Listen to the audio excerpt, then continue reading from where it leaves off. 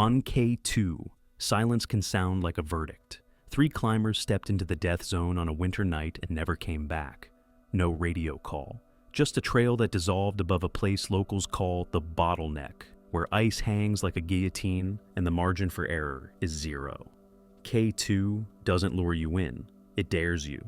Steeper than Everest, stormier than most peaks its size, and wired with no safe walk-off. It punishes hesitation and punishes haste. The air is thin enough to blur judgment. The weather flips like a switch. Winter turns all of that savage. Temperatures bite through down suits. Metal freezes. Regulators jam. Ropes turn to glass. The Bottleneck, a tilted wind-blasted traverse under a hanging wall of ice, becomes a place where minutes matter and daylight is currency you can't counterfeit.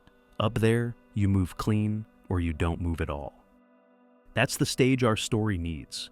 A mountain that amplifies every choice, a season that erases footprints as fast as they're made, and a route that asks for everything, then asks again. Which is why, when a small team stepped out of Camp 3 and pointed their headlamps toward that ice-choked corridor, every decision from then on carried a price. Just before midnight, 4 headlamps slipped out of Camp 3 and pointed into the black.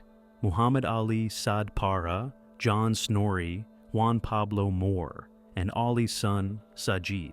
The plan was ruthless but simple. Move fast, thread the Bottleneck by daylight, and tag the top before the next blast of wind. Hours later, right beneath that hanging wall of ice, everything hinged on a hiss. Sajid's oxygen regulator faltered in the cold, metal lies. One sputter became a warning no one could ignore. Ali told his son to go down, wait, and trust that the mountain would give them back. Sajid turned around alone. He reached Camp 3, kept a light burning, and waited through a night that refused to end.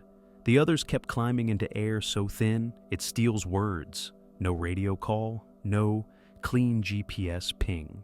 Just silence where their voices should have been. By morning, the mountain still wasn't talking, and that's when the search began. Morning broke and gave nothing back. No movement on the slope, no blinking tracker dot anyone could trust. Wind carved hard lines across the ridge and erased whatever the night had written. Above 8,000 meters, even sound feels thin. If they yelled, the mountain swallowed it. By midday, hope narrowed to the width of a fixed line. Teams scanned the Bottleneck and the shoulder through iced-up lenses, trying to spot a flash of color against a world of white and shadow. Radios hissed, batteries bled out. Every hour that passed made simple problems lethal. Helicopters tried when air allowed. Thin air, heavy rotors, and the sheer steepness turned every sweep into a gamble. A machine can circle a mountain, it can't see through it. From the ground, climbers traced possible routes with a finger on a map and a knot in their stomachs. Up there, a wrong turn is only visible in hindsight. The mountain kept giving mixed signals. A footprint here, a wind-scoured track there, nothing that tied into a clean line or a certain time. At that altitude, storms don't just cover tracks, they rewrite the terrain. A ledge today can be a tongue of ice tomorrow. The Bottleneck is a conveyor belt that doesn't care who's on it. As night fell again, waiting became its own kind of storm. Families listened for calls that didn't come. Friends shared theories that all felt too neat for a place that thrives on chaos. Officials weighed risk against risk and understood there's a point where searching creates new victims. And then the calls changed tone, not a rescue, a recovery if the mountain allowed it. When summer finally pried open the ice, the mountain started talking. High on the route, teams fixing rope spotted what winter had hidden. Gear, frozen fabric, then the unthinkable. The men everyone had been hoping to bring home alive. The discovery didn't answer the big question. It made a new one. Their positions suggested movement along the fixed lines, angled the way you move when you're heading down, not up. Sajid went back because some promises ignore altitude. He helped bring dignity to a place that rarely gives any, laying his father to rest near Camp 4 with the quiet resolve only K2 seems to forge. Tributes rose from every ridgeline nation. Pakistan, Iceland, Chile, 3 flags, 1 silence. Bits of tech surfaced too. A watch, a camera, a fragment of timeline caught in frost. The final images weren't a victory pose. They looked like work. Gloved hands, a rope, a slope that falls away into shadow, enough to hint at descent, not enough to prove anything beyond doubt. What the mountain returned in July reshaped February. If they were on the way down, then the hardest question moved to the front. Did they step on the top and turn for home? Or did they fight to within sight of it and run out of everything that keeps a human moving at 8,000 meters? Only one way to chase that answer: follow the clues and the arguments to the razor's edge. Clues came back like puzzle pieces with smudged edges. The last images didn't show a flag or a skyline. They showed work, gloves on rope, a slope that tilts into darkness, ice crystals frozen mid-fall. That looks like descent, not triumph. Yet seasoned climbers will tell you summit photos aren't guaranteed at minus crazy temps, and batteries die faster than hope.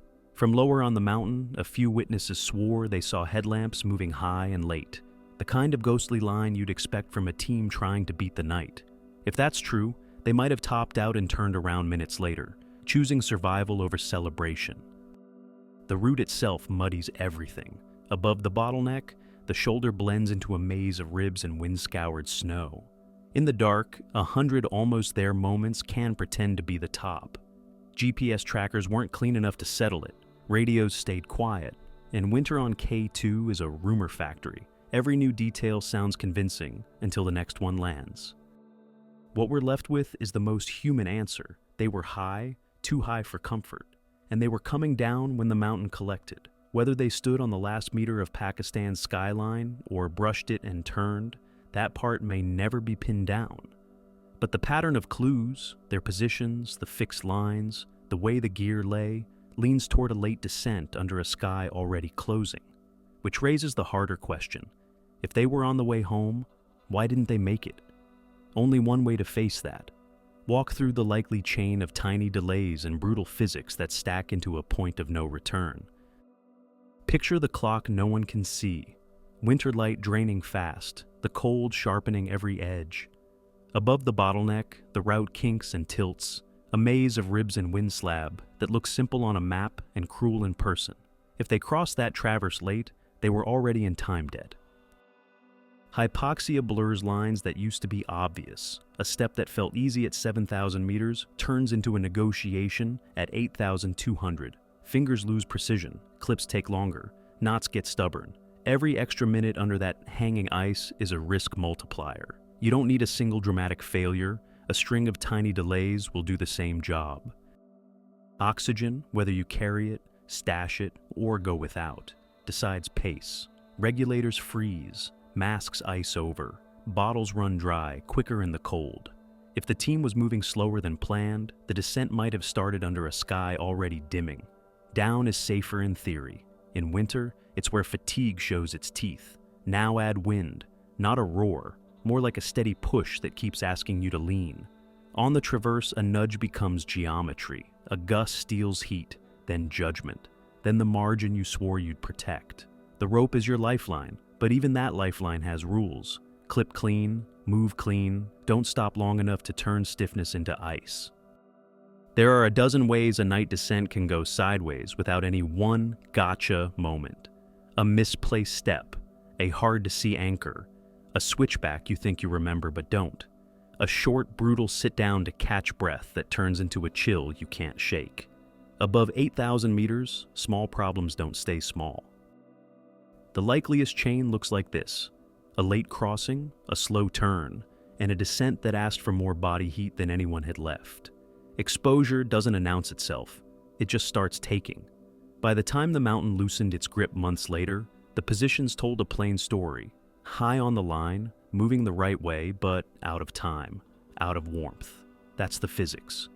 The human part landed harder. Families were left with fragments, a handful of frames, and a skyline too big to blame. One person refused to let the mountain have the last word, and what he did next changed how the world remembers this climb. Grief didn't end at base camp. It followed people home, sat at kitchen tables, and stared at empty chairs. One person refused to let that be the final chapter. Sajid went back up, Because sons do the things no one else can. He traced the route with the same steady patience he'd learned from his father. He did the hardest work a climber can do. He gave dignity to a place that rarely offers it. A burial near Camp 4, a prayer in air that burns the lungs, a quiet goodbye where the world's edge feels close enough to touch. Communities rallied. Pakistan's villages honored a hometown giant. Iceland and Chile lit candles for men who had chased a line through the sky. Friends swapped stories the way climbers always do. Gear room jokes, small kindnesses, those little decisions that reveal who a person really is when the weather turns. The headlines moved on, families did not. They learned to live with a question mark that never blinks. Sajid kept working the problem. He spoke carefully, shared what he'd seen, and kept asking the mountain for answers without demanding them. Every return trip was part tribute, part investigation, part conversation with a ridge that only speaks in winter wind. Closure didn't arrive in a single moment. It arrived in fragments, an anchor identified, a line recognized, a memory that finally fit. But grief has a shadow, and it stretches across the whole mountain.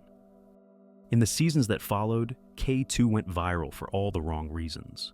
Footage and eyewitness accounts ignited a hard question. What do climbers owe each other when the clock, the weather, and the summit all demand a price at once? Some said the clips were misunderstood. Angle, altitude, and context can lie. Others argued the optics were the point. If a mountain makes us forget the basics of care, what are we even standing on the top for? High on K2, ethics aren't abstract. They're steps and choices, and who you clip behind on a line that feels one gust away from breaking. Guides versus clients, speed versus safety. Personal goals versus a stranger's worst day. Everyone claimed clarity, the mountain offered none. The untold part isn't a single fact, it's the shape of the mystery. 3 climbers walked into a dangerous place. They moved as far as human bodies can go in winter, and then a little farther. They left families who turned grief into honor. They left a son who carried his father's name back up the ridge, not for glory, but for peace. And they left the rest of us with a question the summit can't solve. How much of ourselves are we willing to risk chasing a line on a map? And who do we become in the thin air where choices narrow?